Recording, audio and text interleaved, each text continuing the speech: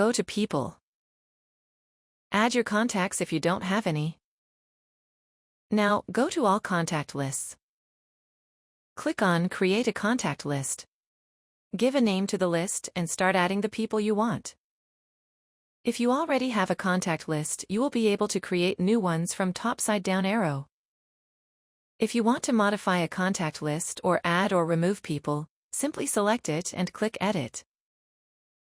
To see an email to the entire contact list, you can either select the list and click on Send Email, or simply go to the new email and type the name of the group you created.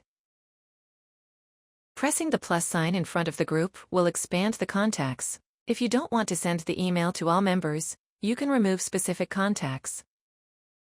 Thanks for watching. If you found this helpful, hit like, subscribe, and comment below. Your support means a lot. See you in the next video.